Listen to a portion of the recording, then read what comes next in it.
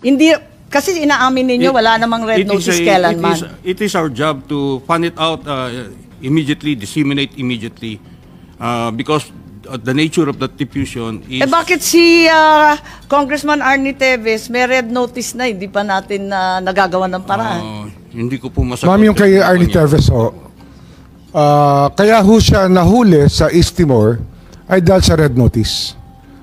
Yun ang dahilan. Oo, klaro po yun, yung red notice. Kaya nga, ang pagkaintindi namin, red notice din ang sinasabi. Ngayon, lumalabas na wala kailanman na lumabas na red notice mula sa Interpol, kundi diffusion lamang. Baka dahil sa panahon, kasi mabilis po ang pagganap ng lahat, yung mga pangyayari. Mabilis po nangyayari. Kaya marahil, sa ordinaryong pagkakataon, nandyan po ang red notice. Dito, wala akong pagkakataon marahil. Madam Chair, gusto So, ko... ibig sabihin, ang katotohanan, walang red notice. Mag-ingat po kayo, you're under oath, makukontempt po tayo. Dahil pagbibigyan natin, kasi sabi, red notice, yung pala, hindi red notice, nasa diffusion na po. There was no red notice and what was issued was merely a diffusion. So, ang sinasabi nyo, ICC hindi po kasama. Yun lang, yes or no lang po. Basta sinabi yung International Tribunal, it belongs to that class, ma'am.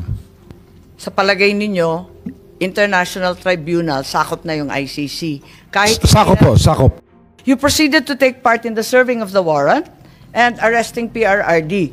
Andito ba yung prosecutor natin? Ma'am, he had to attend to something very important in the office. That's why I was the one who So you confirm that even though there was no local court action, you went ahead with this anyway? Yes, ma'am. Yes, of course you can. Confirm. But ma'am, can we lessen our discussion on this because it's sub judice, ma'am.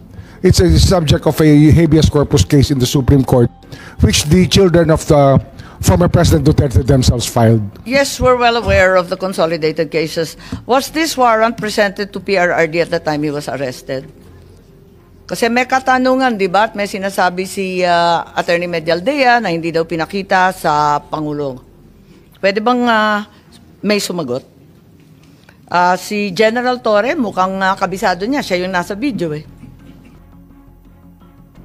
Again, ma'am? Hindi. Yung warrant nung natanggap ninyo yung warrant, naipakita ba yung ICC warrant sa Pangulo, kay Pangulo Duterte? Pinakita ba ninyo sa kanya? Nung inaresto siya, di ba, obligado kayo magpakita ng warrant. Yes, ma'am. Anong pinakita nyo? Right at the tube, ma'am, the Yusik Nikiti, together with PG Fadulion, together with me, gave them the electronic copy through retired General Munti Agudo, ma'am, because that's their condition. They don't recognize the diffusion order. They really want to have a copy of the warrant. That's why soft copy was given to them on the tube. And a hard copy was printed and later on received by Attorney Delgra in the 250th wing, sir. 250th wing, ma'am. May pagkakataon ba si former president na basahin to? Kasi ang pagkaintindi, hindi. Tingnan natin muna yung video kasi mas maliwanag doon.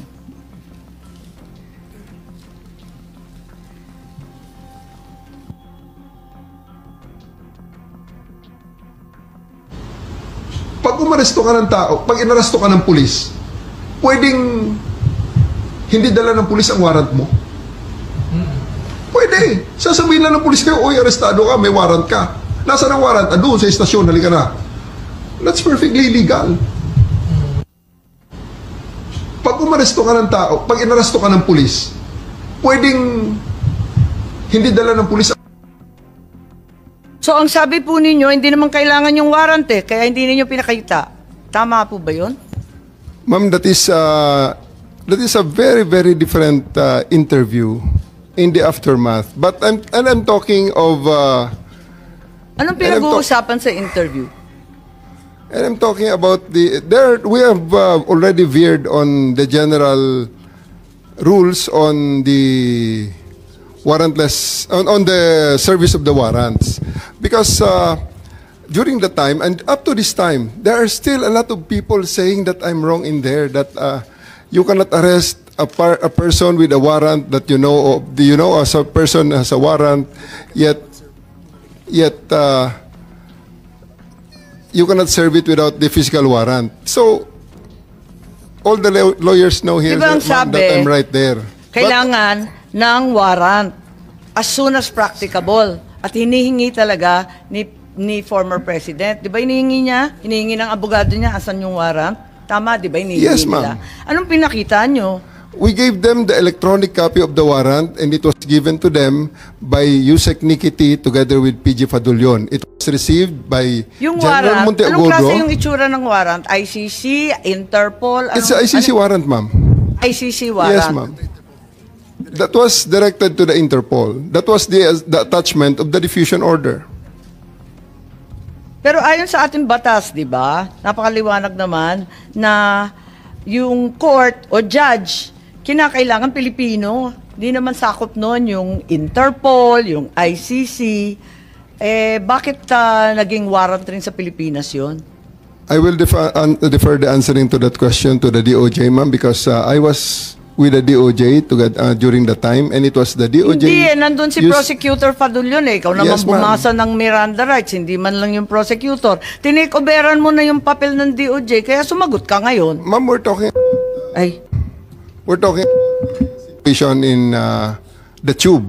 Hindi, sinabi mo kasi, ang liwaliwanag, sinabi mo, hindi naman kailangan ng warrant eh. It's a different matter, ma'am. Altogether different matter. Bakit? Ilang warrant ba yan? One warrant, but different. That question on the interview is a different situation, ma'am. So, kailan mo pinakita yung warrant? Yung sinasabi mo electronic copy? The first time, ma'am, it is not At kanino? me. It was not me who showed the warrant. It was Yusek Nikiti together with PG Fadulyon, together with me there in the tube of the plane. The former president is still there inside the plane. It was given to retired General Monteagudo, who is with the party. And because during the time, E.S. Mijaldea and the wife and Attorney Delgra had already went back inside the plane and told us, hindi kami lalabas kung wala kayong maipakitang warrant. Kaya nga, so, when was the accused finally shown the warrant of arrest? Di ba dapat as soon as practicable ang sinasabi? Kailan mo pinakita mismo kay former president? I believe, ma'am, the electronic copy is already acceptable now in the rules of court. Yun na nga, pero pinakita mo ba kay Presidente Duterte? It was not me who they invited inside the plane. It was the PCTC through General Alcantara, whom they invited inside the plane, showing to them and explaining to them the warrant. Ganun ba? Napaliwanag ba ninyo, Executive Director Alcantara? Kasi parang ang bilis-bilis lang naman ninyo dun sa eroplano. Ang nakita naming final warrant, 15 pages po. Ganun lang kabilis na nabasa Tama po yung kaagad? 15 pages po, pero i-present po namin kay President Duterte na nasa Nabasa niya lahat, 250. 15 pages? Ang bilis-bilis lang lumabas eh. Oh, hindi po niya nabasa yun. Hindi niya nabasa. Hindi niya. So, bakit Doon po namin present sa kanya sa... kaya nga, pero ba't hindi niyo pinagbigyan na basahin? Kasi karapatan talaga ng akusado at ng arestado yan, di ba? At that point in time, ang may kopya po ng warrant ay si General Alex Monteagudo. Nagbabapiring po sa telepono niya. Matagal pong mabuo dahil... Siyempre, nasa airport. Kaya Tapos nasa loob ng aeroplano. So, madaling sabi... Kaya nga po nag-print kami ng hard copy. So, pagdating po sa 250, doon na binigay sa kanila yung warrant. Madam Chair, just on the warrant. Yes, Senator Cayetano, please go ahead. Just one insight on the warrant, and just to bolster my point kanina na bakit mas maganda na, or bakit essential for me my local court, no? If you look at paragraph 12, before you look at it, can anyone in the room here tell me, I know the former president was accused of extrajudicial killing, of crimes against humanity. Pag sinabi yung torture, pwede kasing bago mo patayin, di ba? Pwedeng emotional torture, pwede mong gulpihin torture. So, included na yan. But does anyone here, can anyone tell me here that during his 6 years and before that, he was accused of ordering or himself raping people. Di ba? I do remember malaking issue about his statements about a missionary who was raped, and inexplain niya yon na frustrated, galit siya. But is anyone here accusing the former president of raping or ordering the rape? Parang wala naman, di ba? Okay. If you look at, dahil walang, just for the record, Madam Chair, dahil wala naman nagtaas ng kamay or nagsabi, paragraph 12, the chamber notes that the prosecution alleges, let me say it again, the chamber notes that the prosecution alleges that some acts amounting to crimes against humanity of torture and rape under Article 7, subparagraphs 1 ba yan, F, 71, G of the statute were committed as a widespread and systematic attack against the civilian population. Ulitin ko the chamber notes that the prosecution alleges. So the prosecution in the ICC alleges that some acts amounting to crimes against humanity of torture and rape were committed as part of a widespread and systematic attack. For me, it's the first time I read that someone was accusing the president, the former government. But if you look at the last page of the warrant, or second to the last page, page 14, no? Issues a warrant of arrest. So, for these reasons, the chamber hereby issues a warrant of arrest for Rodrigo Roa Duterte, born on 28 March 1945, for his alleged criminal responsibility pursuant to Article 25, Paragraph 3, Paragraph A of Statute for the Crime Against Humanity of Murder, pursuant to Article 7(1)A, wala yung G na rape, committed in the Republic of Philippines during the relevant period as set forth in this warrant of arrest. So I just want to make this point, Madam Chair. So kung sa akin nangyari to, pupunta ako sa Philippine Court at sasabihin ko sa Philippine Court, sir, makita mo naman, sa Marites at Chismis kinuha ng prosecutor ng ICC. Padadala mo ako doon, pinakamaikse, 4 to 6 years yung hearing, deprived of liberty. Yung prosecutor mismo nag-allege ng rape. The harshest critics of President Duterte accuse him of being insensitive to women, saying misogynist, masama yung etc. And I won't defend him there. It's on the record, di ba? And also accused him of being insensitive to a foreign national who was a missionary here who was raped. But I haven't heard na inaccuse siya ng rape or ordering rape. Ang alam ko nga, galit na galit siya pag ministreat yung mga kababaihan. So, dun pa lang, questioning ko to before a Philippine judge. Kasi, kawawa naman ako pag nandun. So that's my point. So, second point I just want to make kay SOJ is, I personally will respect its sub judice because this case in the Supreme Court is so important. But just for the record, it's nag-rule na rin, kung hindi ako nagkakamali, we cannot stop the hearing or we can continue kahit na sub judice. But he's not asking naman to stop the hearing. He's just saying, can we be sensitive to that? Because they're going to have to put their position on paper and present it before the Supreme Court. So, mamaya, Madam Chair, more factual na lang yung mga tanong ko rather than issues para yung facts naman, SOJ is not naman under dispute, di ba? And will help us pa nga sa doon. But this is just an example. And I just read this morning, pero nagulat lang ako doon na yung prosecutor pala may ganun allegation, no? Oo. Kaya nga nagkagulantaan. Palibasa, nakita natin yung warrant much later. Did any one of you, General Marbil, General Torre, meron ba kayong hawak na ICC warrant of arrest at the time of his arrest? Parang electronic copy lang, tapos pinakopya muna, tapos binigay na pagdating doon. Bakit ganun? Samantalang March 10 pa lang nagmo-mobilize na ng libu-libong pulis. Pagkatapos alam na natin na magkakaganito dahil nabalitaan na nga sa Hong Kong. Kung ganun, bakit walang warrant doon sa mismong pag-aresto? Electronic copy lamang at nagpa-imprenta pa. Ba't nagkaganon? May I differ on the wisdom of the SOJ to explain on the legality of the electronic copy of the warrant, ma'am? Hindi naman tinatanong yung legality. Okay lang yun. Ang tinatanong ko, bakit parang unprepared kayo samantalang prepared na si General Marbil? Madam Chair, I just want to make clear na ang trabaho po ng police is really to assist po yung PCTC natin. Yun po yung and what we have is tama po yung sinasabing order ng diffusion. So ito po yung nangyari, we rely po dun sa PCTC, dun sa lahat ng mga documents that they did na gagamitin po dun sa effect ng arrest. Ito po yung ginawa po ng again, uulitin ko. Dapat yung PCTC nagdala ng warrant. Ba't nga ba kayo walang warrant?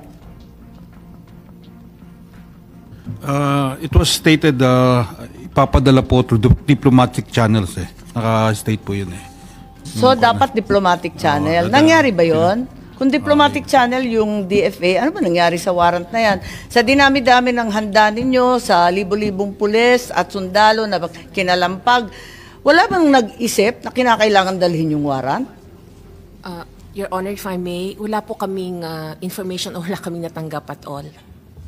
Kayo naman sa PCTC, wala rin kayong natanggap? We requested for a copy of the warrant and we got it the next day. The next day being? The warrant that came from the Kaya nga, what the day system. The next day is 12 po. So, hindi rin ninyo na ipakita kay Presidente Duterte? Bale tama, si General Torre, na warrantless arresto. Pinakita po namin yung hard copy sa 250, pero sa lawyers po natin pinigay. Madam Chair, can I clarify? Kasi ang sinasabi din na redacted copy lang ang binigay, hindi rin kompleto, kaya hindi nila mabuo. At yun nga, nagkagulatan, bakit meron pa? Can I clarify that? Sir, it was a sealed warrant, correct? Hindi. Hindi po. Electronic yung nakuha po na... No. Ano ang... Kasi parang sa ibang news report, sabi sealed. Pag sealed kasi, hindi dadaan ng DFA yon. So yun nga ang question. What was sealed, sir, was the warrant of arrest was sealed before March 11. Yes. Tapos kanino, sir, pinadala? Sino magbubukas noon pag sealed? When they demanded a copy of the warrant, we relied on our fail-safe mechanism. We have a fail-safe mechanism to make sure that the documents are secure in our possession. So it's the DOJ that produced the warrant. Hindi sa may bias ako sa DFA, but I've worked with these people. Kasi pag sealed, may option na hindi padaanin sa kanila. At kahit pinadaan sa kanila, I don't think they have the authority to open it. Diba? Yes, but we have to use our fail-safe because the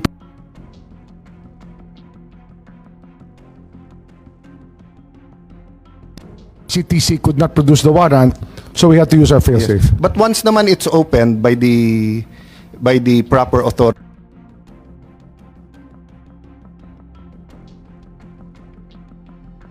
who's allowed to open it, diba, to unseal it, then syempre Philippine law na. Ipapakita mo talaga dun sa na. Yes, we showed it to the president and to his lawyers. Teka, mapapaliwanag lang ako. Tell me candidly, at the time you apprehended PRRD, nung inaresto si former president, yung ICC warrant, nasa inyo na ba, General Torre? Yung totoo. Kasi you're under oath, alalahanin mo. Yes, ma'am. It is with us. It was already with you. Yes, ma'am. Electronic. Yes, ma'am. Electronic. Wala Yes, kayong ma'am. official copy? Electronic walang, copy, ma'am, hard given copy? electronic copy given to me by Yusek Nikiti of the DOJ, ma'am. Sa DOJ. Sa inyo, kasi parang nagtuturoan kayo, sabi ninyo, na dapat yung PCTC ang nagbigay. Pero wala kayong binigay. Sabi ninyo, dapat DFA. Nalilito po ako. Hindi po. Hindi po nagtuturoan. We had the copy of the warrant, not electronic copy of... Dinami-dami Yusek nang P. nag-aresto kay Presidente, walang nag-isip na kinakailangan bigyan ng kopya na hard copy, opisyal, at talagang... binigyan po namin sa... Saan? 250 Saan at kailan? po, binigyan po namin. Nung ma-print na po yung hard copy... Saan yun? Sa 250 po. Sa Villamor? Meron po. Ano yung 250 po? Sa Villamor po, Villamor. Binigyan po siya ng kopya, hard copy po.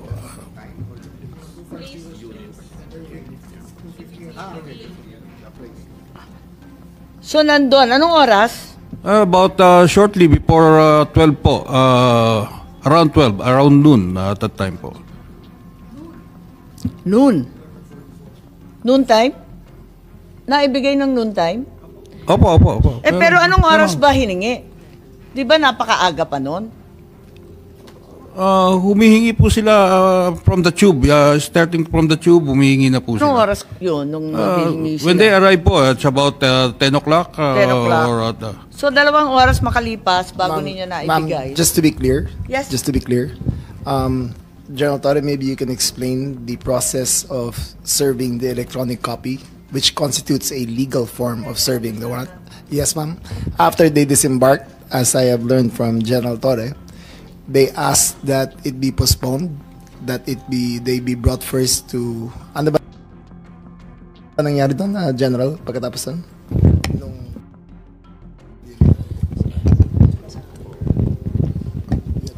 They only disembarked when the electronic copy was produced and given to them.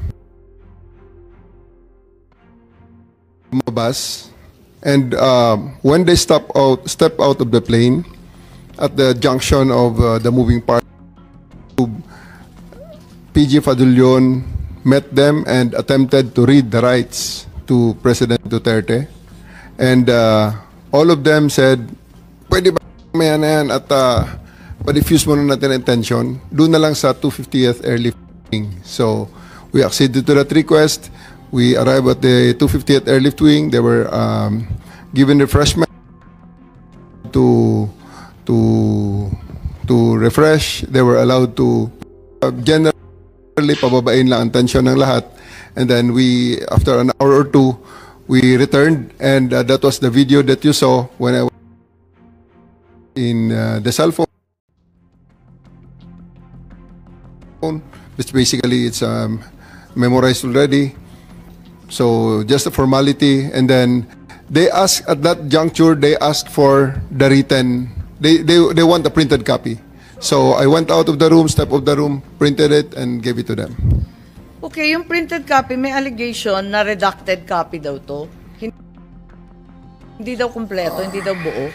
Parang simplified lang or pinaiklian. Tama ba? O buong-buo? Buo yun, ma'am. It was Ilang pahina? 15 pages. Yung 15 pages na kumakalat ngayon? So Yes, yun ma'am. din ang naibigay doon sa Villamor? Yes, ma'am. That was properly received by Attorney Delgra in assigned So, receiving Attorney copy. Delgra. Yes, ma'am. Pero nakita ko sa ating video na iba ang pangyayari tungkol sa abogado.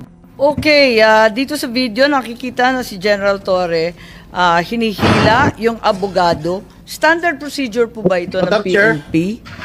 Bakit mo kinakaladkad yung abogado? Hindi ba karapatan ng isang akusado, arestado na magkaroon ng abogado? Bakit ayaw ninyong palapitin yung abogado? Gabi na ho yun, ma'am. That's already the time that I'm forcing everyone to board the plane. I'm already forcing the former president to board the plane, ma'am. Tapos na yung napakarami ng optics sa kanilang ginawa dyan, ma'am. And Interesting use po of force. You were forcing them.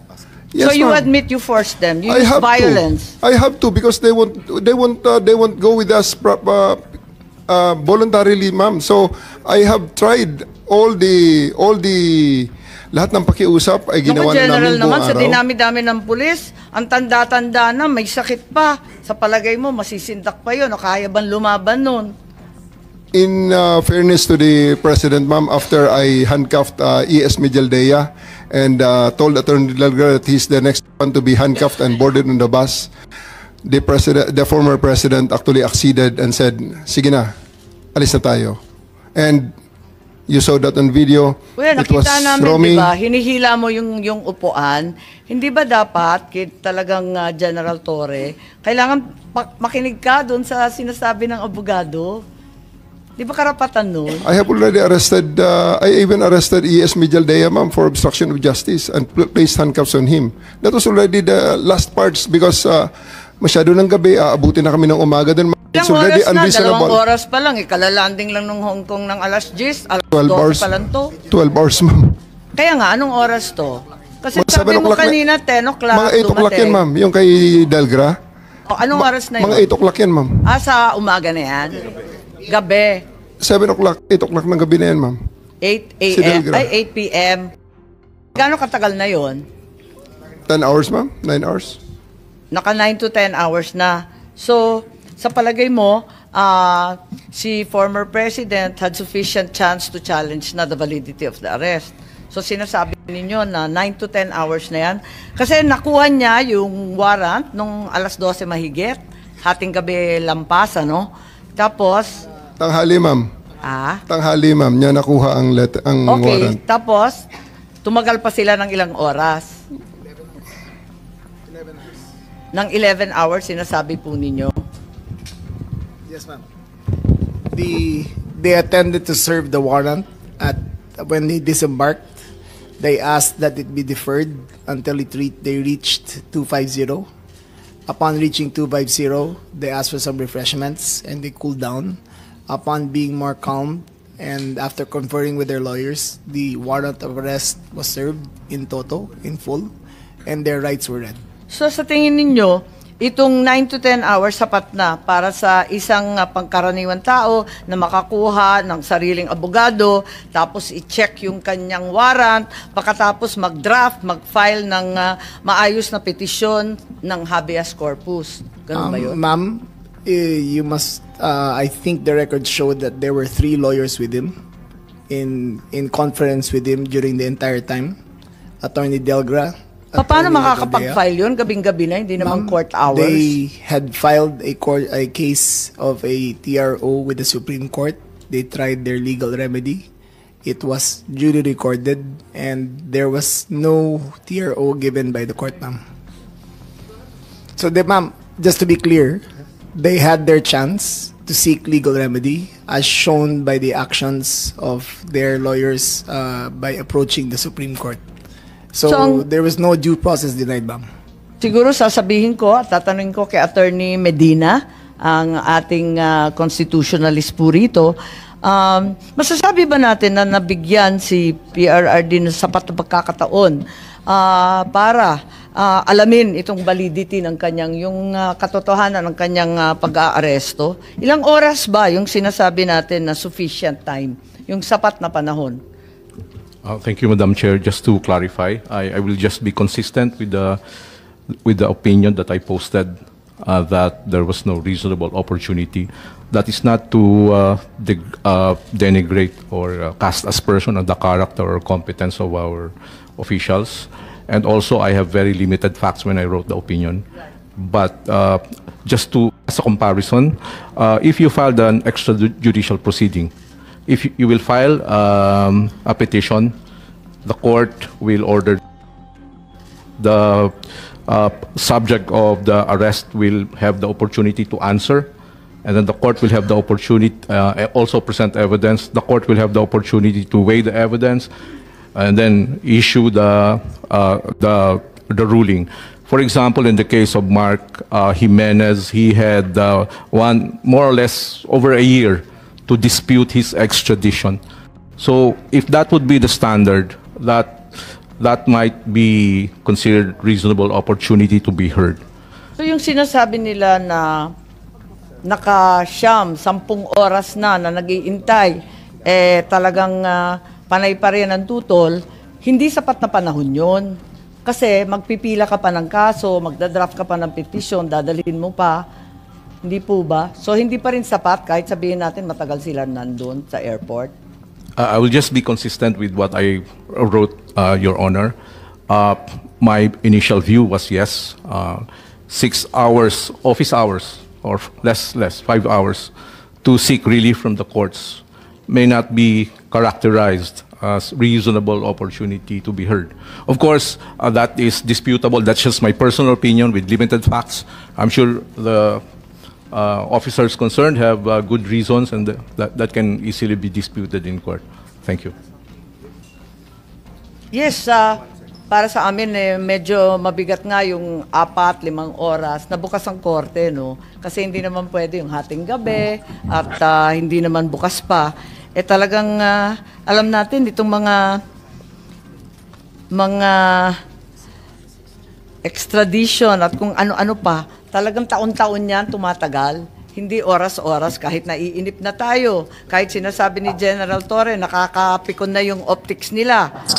Kung ano-ano nang ginagawa, kinakailangan pa rin binibigyan natin ng pagkakataon. So, sa palagay mo, ilang oras ba dapat? Kasi hindi naman bukas ang korte nun, hindi naman office hours eh. Yes, Senator Cayetano po. No, Madam Chair, konting latitude lang from SOJ because kanina we agreed to disagree already and kaya nga ang appeal ko sa kanya to make rules kung ano ang reasonable time. And since my wife is a mayor and I was speaker and DFA secretary before, I do understand from the enforcement point of view, di ba? Ang mission nyo, ma-arrest, di ba? But that's why nga, meron kang Solgen, meron kang SOJ, meron DILG. So ang viewpoint ng DILG, ng police, ng NBI, halimbawa, hulihin at yung ma-return yung warrant successfully, di ba? But even si E.S. Miguel Dia, who remember he was, you can call it a vacation or a working trip in Hong Kong na rally, sinamahan lang, didn't expect a 20-hour flight, didn't expect to do all of this, and he only saw the president, former president, an hour before he appeared before ICC, and hindi naman niya alam yung rules ng ICC, etc. So ito ang sinabi niya, di ba? 2 days ago, the world has witnessed the degrading fashion in which a former president of a sovereign country was bundled into a private aircraft and summarily deported to The Hague. To us lawyers, this would be called an extrajudicial rendition. To the less inclined, it was pure and simple kidnapping. My client was denied all access to the legal recourse in the country of citizenship, and this all in the nature of political score setting. So I won't read the score setting, etc. Alam naman natin lahat. But just to go down, ito, sabi niya. So 1, 2, 3, 4. On the 5th paragraph, I have not been able to explain to him what the prosecution requested when seeking the issuance of arrest warrant. This is because the chamber only established a redacted version of the prosecution last night. Other than to identify myself, my client is not able to contribute anything to this hearing.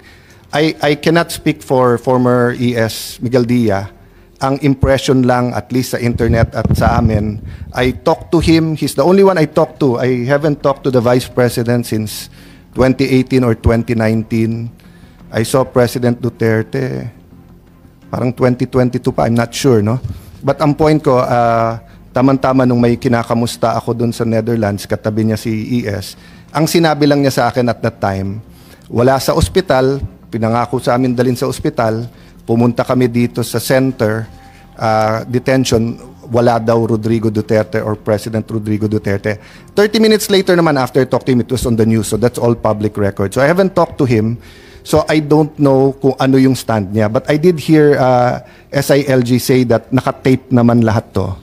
So I'm not going to ask you to produce it now dahil may court dates pa kayo, but at the right time, just for the committee's accuracy and to be precise in our findings, yun nga, if there are parts na ibigay nyo where sinasabi at pinapakita yung warrant, ano yung warrant, or a copy of what he showed, I'm just saying that we will go back and forth kasi consistent Sir, naman kanina pa. Yes, we have a picture here if we can show Okay. you, but maybe General Torre can approach Yeah. and share No, the picture. sa committee or after, or if you want to show. Ang point ko lang, factually consistent naman kayo kanina pa na pinakita hindi doon sa 250, di ba? We're just going back and forth. So I Yes. just wanted to escape that. And then I don't know what their lawyers are saying na hindi pinakita. Okay. So but thank you for that, SLG. So yung last point ko nga kay Attorney Alexis, in the form of a few questions. Sir, does the quality of your petition to the court matter? In Your terms Honor, of due process and satisfying reasonable manner that the accused was given the opportunity to seek legal remedies.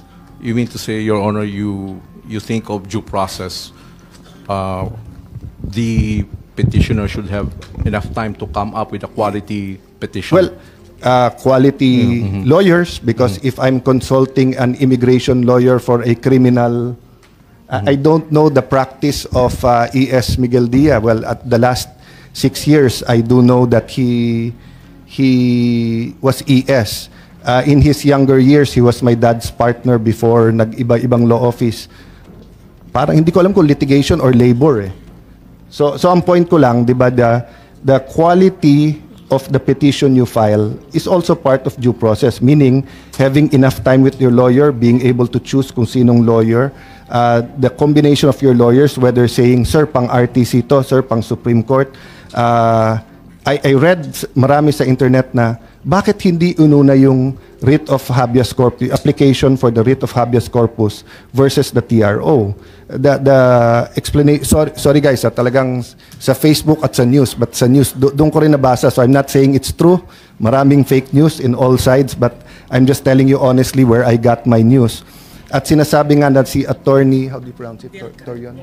No, the one who filed sa TRO, yung Torion, di ba? Sinasabi kasi nga, si Attorney Torion somehow worked on it na nung may balita pa lang sa Hong Kong.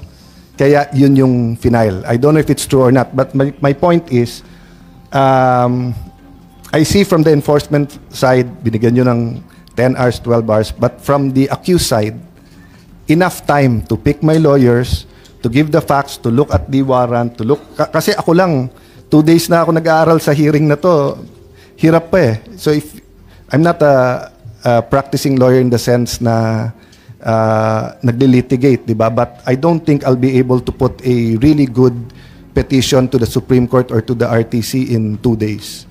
Di ba? So to say may 12 hours na. So my question was really, hindi ba part ng due process then yung reasonable opportunity to the best defense available to you? If I may, Senator, there are actually no clear constitutional or jurisprudential standards on the quality of legal service as an aspect of due process. But it's arguable that the quality, the opportunity to get quality legal service, the opportunity to get to submit a quality legal work should be should be also part of the guarantee of reasonable opportunity to be heard of due process. So personally, I would agree, but unfortunately, it's still something that should be argued po. Maraming salamat. Sige. You know, I just wanted to make the point na for me, yung part ng due process doon is yung best defense available sa kanya is made available precisely. Because if you will dictate to me ano defense ko, problema yon, di ba? So, kung titignan mo sa Hague, so hindi nila pwede pang question dun sa unang hearing, let me just call it unang hearing, yung jurisdiction, yung pagpunta doon, and then September pa. Dito, unless you're caught in flagrante delicto and unless i-inquest ka, a number of days ang ibibigay ng fiscal, sasagutin ng abogado mo. So mahaba pang proseso bago ka, and that's for simple cases, for theft, etc. Lalo pagka for murder. And even sa inquest, may time na binibigay na papakawalan mo. So I just wanted to make that point na ibang-iba. And just an observation, Madam Chair, dito po sa information on the surrender and transfer, nakalagay kasi dito, number 14, the ICC representative informed Mr. Duterte the next step that would be followed, that he's going to be transferred to the ICC detention center by the Dutch authorities. He was informed that he was being arrested in the implementation of ICC warrant for arrest, that he was informed he will be checked by medical professionals. He was informed he has the right to receive family visits. He was informed that his first appearance will take place soon. He was informed he would be taken to a hospital. He was informed he would receive a folder at the detention center with his rights and information on the next procedural step, no? And then si E.S. Miguel Dia, ang sinabi niya, what did he say about sinabi niya the next day pa or? Hindi, may sinabi siya after the hearing, di ba? Oo, na basically na hindi pa nila alam yung charges. So again, tama si SOJ na iba sistema nila. They, for all we know, they were following their system. But that's my point nga. Iba sistema nila sa atin. And we subjected not only an ordinary Filipino citizen, but a former president to that. So parang on trial din tayo doon. I'll defer back to you, Madam Chair, but later I have some questions on fact. Yes, sa news footage, naipakita rin na si former president was checked by medical doctors. Kaya lang, ang sabi, hindi naman doktor ni presidente yon. Is it not under the PNP standard operating procedures na yung arestado may karapatan humingi ng doktor ng kanilang sariling doktor, yung independent and competent doctor of their own choice, ang sabi sa inyong standard operation procedure noong 2012, di ba itong kinikilala ng kapulisan natin? Ma'am, he has doctors who came over, and I believe they are from Cardinal Santos. We offered also the services of the PNP doctors, and we also offered the services of the post-hospital doctors there on the Philippine Air Force. Hindi, pero ang mahalaga, yung doktor na talagang doktor niya. Yes, ma'am. They came from the Cardinal Santos. Is their doctors. What they are actually asking, they even asked for ECG, and the ECG came. That was very, very different from the ordinary Filipinos. And they're asking for, I think, executive checkup. That's one thing that we did not accede to.